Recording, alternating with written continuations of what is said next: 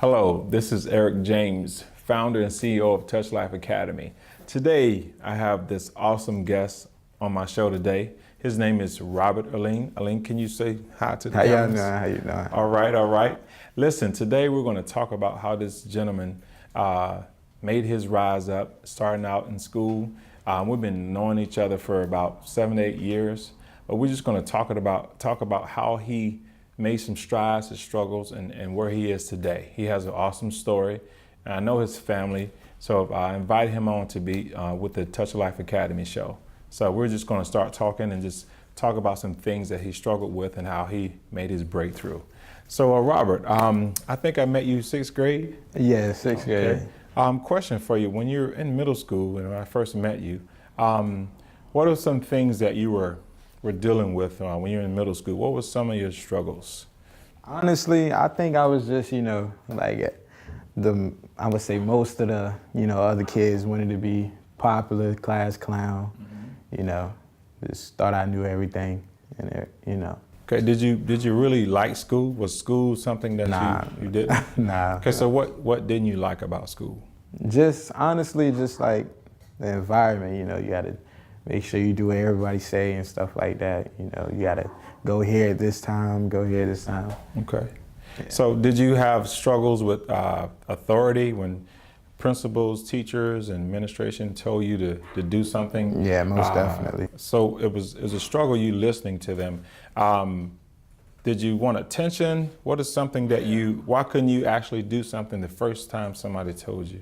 Yeah, I would say I just wanted attention. Okay, yeah. Got you. Were you actually getting attention at home and community? Was there something that you struggled with at home? I know that's kind of personal. Yeah, I would say, yeah, I was getting attention, but it was just like so much going on. You just wanted, I had a lot of anger and stuff. Okay. From at home and stuff. So if I were to ask you one thing that angered you, something that got you upset, what would that be? If you could tell me one thing. I would say watching my mom struggle, my mom and my dad struggle. Okay, got you. And I think a lot of people can resonate with that. So fast forward, you got suspended out of school long term. Yeah. And I know that's really something tough to talk about. Yeah. But there are a lot of people that need to hear real stuff, and if you could, what was something that you did that you're not afraid to tell the world? What happened? What happened for you to get suspended out of school for long term? I would say when I was already in school, in like regular school, I was just being a class clown, had too many referrals and stuff like that. So it was this one time where I told this boy don't snitch on me or whatever. Okay. It was just like being a class clown, and she just the teacher, she told me to get out of class and stuff like that, go to the office, and she accused me of something. I told her I didn't do it, but I really did do it and stuff like that. Right. And I told the boy, don't tell on me and stuff like that. Okay, so he basically snitched on you. Yeah, I'm gonna say snitched, but Okay, so you got moved to an alternative education school. Yeah. You guys had to wear uniforms and stuff like that? Yeah. Okay, so when you got there, did you feel like you had to prove yourself? Were you upset? Were you ready to make the change, or did you continue having struggles there? Honestly, at that point, I was just like, I don't care. Like, okay. I just didn't care at the time, because like, I was listening to what everybody else was saying, in my ear, like everybody else that was in that school, like, oh, you ain't getting out, you ain't doing this, bro, you're not gonna be this, you're not gonna be that, so. Okay, so was anybody encouraging you? Actually, I had did something, I think I got into like an altercation on the school bus actually, and I actually got suspended from that school. From that school, okay. Yeah. All right, so we were still having some difficulty. Yeah. Okay, got you. So fast forward, you made it out of alternative education. Yeah, basically, I was playing I'm gonna say rec league football, and in those type of schools, it's like so many bad kids, and stuff like that, and so many teachers like they can't just keep their eye on one kid and stuff like that because there's so many other stuff so much stuff that's going on in the classroom and stuff. But it was this one teacher named Mr. Hires. He was a pastor actually. Wow. Yeah, and I was telling him how I played football and stuff, and he actually came to one of my games, and he was just like, it was like the next day he just came and sat me down by myself and stuff. He was like, look, you're gonna get out of here. Like, after what I just saw you the Saturday playing football, you're gonna get out of here. Really? Yeah. What grade were you in then? I was actually a freshman. Freshman in high school? Yeah, freshman in high school. Okay, so was that something that when he talked to you, did that inspire you? Did that shine that gave you a little different, gave you a boost? Mm-hmm. Okay, so that's amazing. So you got your turnaround there. Yeah. So when he talked to you and you actually got out of alternative education school and you got into regular school. Yeah, from that day I was just, it was time to grow up for me. What high school did you go to when you got out of alternative education? When I actually went to First Colonial for a week, and I transferred to Ocean Lakes. Yeah, I played football with Coach Scott, and I think I stayed there till my 11th grade year, 10th grade year. Wow. Okay. And I went back to FC and played football. Okay, so when you got to regular school, when people saw you, some of your friends and stuff saw you get back to regular school, what was the reaction when they saw you come back to regular school? Well, when I went to FC, I only came there for a week or whatever. And you got to transfer from different schools, so it's a lot of paperwork and stuff involved. Right. So I didn't really get there until like the third day of that week. And then I wasn't really, trying to be noticeable.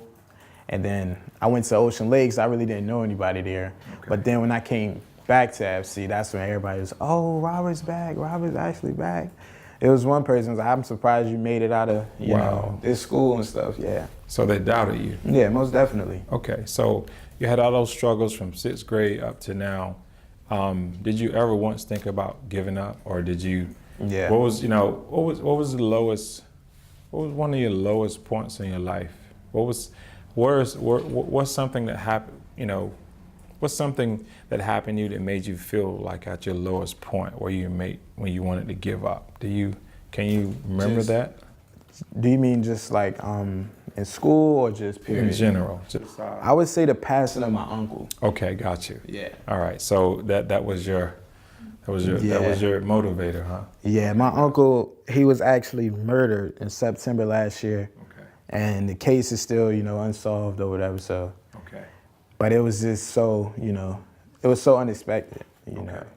And at that point, I was just like, and at the time it was like a lot of stuff going on in the household, and then I just got the news like that, and I just like wanted to give up and stuff. But what the crazy thing that happened was, like, when he died, it was like the week later, all that week, it was raining for some reason, And I just I kind of felt like it was a sign.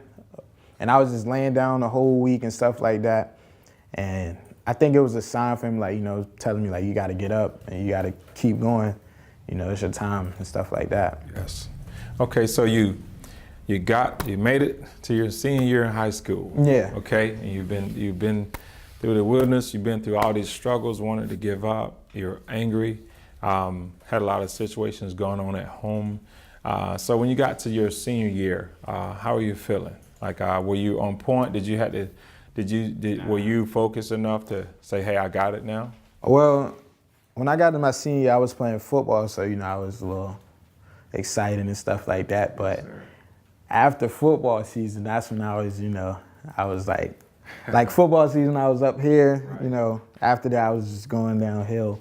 But, towards the end of the year, because honestly, I'm just a last-minute person. I like to wait till there's a lot of pressure on me and then start, But I made it out of high school, that's all, So you finally made it to your senior year and you're crossing the stage. How was that feeling when you had to shake the principal's hand and honestly, take us there real quick. I think that was the best, the best day of my life, because like all the stuff I've been through, you know. Okay.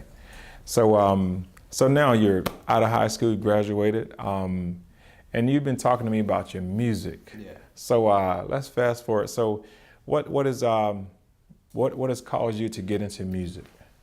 Actually, when I was young, my brother, you probably remember Vincent Alleyne. Yes. Yeah. When we were young, we used to always just like make little funny raps and show the family and stuff like that. So like we grew up around music. Like my mom, my dad, all they knew was music. All we know was music. But I used to, you know, rap and stuff like that, but I never really took it serious or whatever. But I don't know, it's just like one day I started rapping and stuff like that. People started telling me I was good, so I started doing like more raps and stuff like that.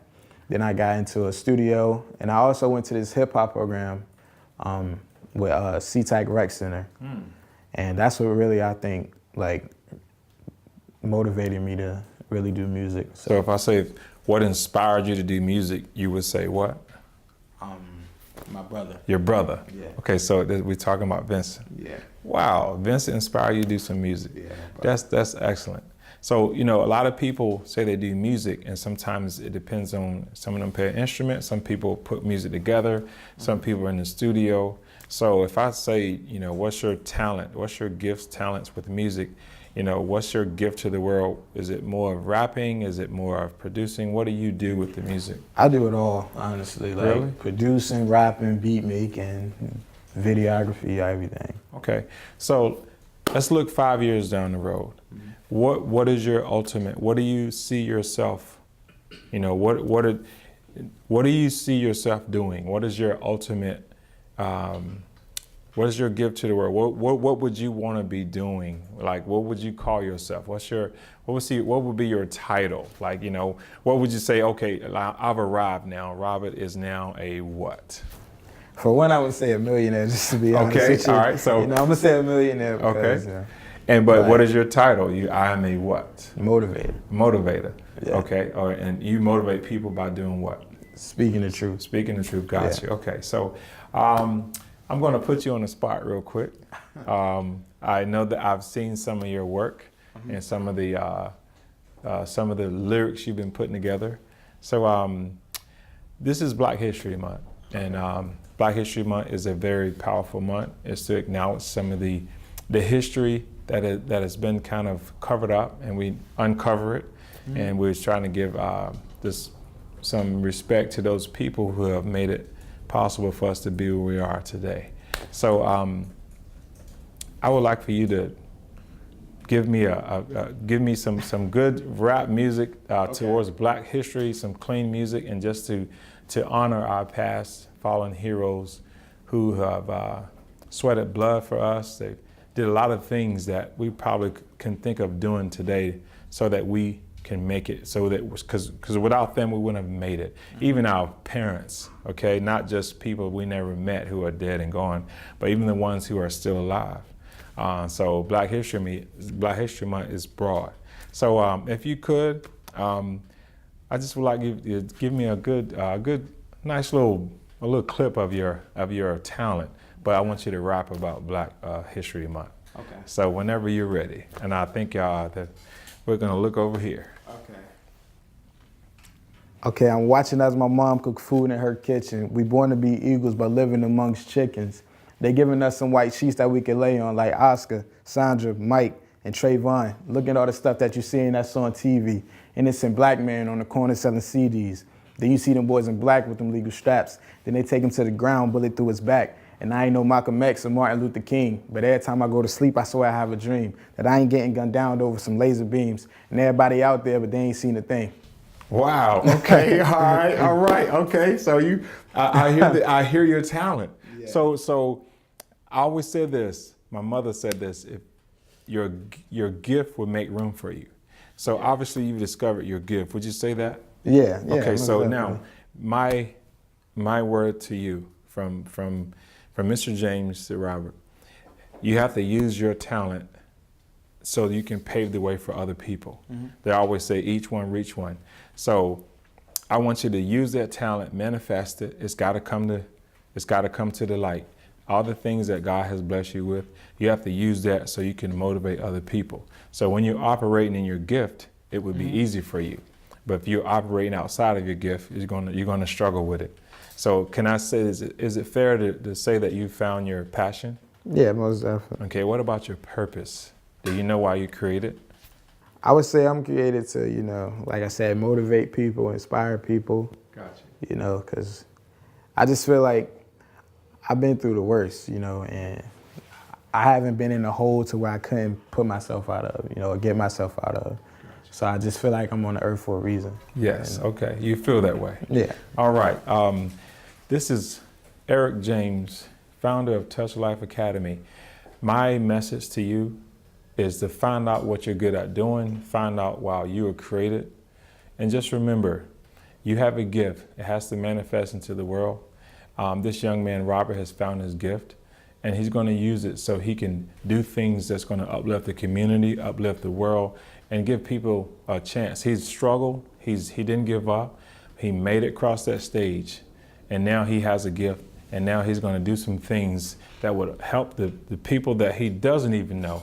The people that are going to see him use his gift. He's going to help people that are not even born yet. So right now he's found his gift. He fought through a lot of adversity, and now it's time for him to make his family proud and do the things that's going to help us in this world. So again, this is Eric James, founder of Touchalife Academy. Talk to you soon.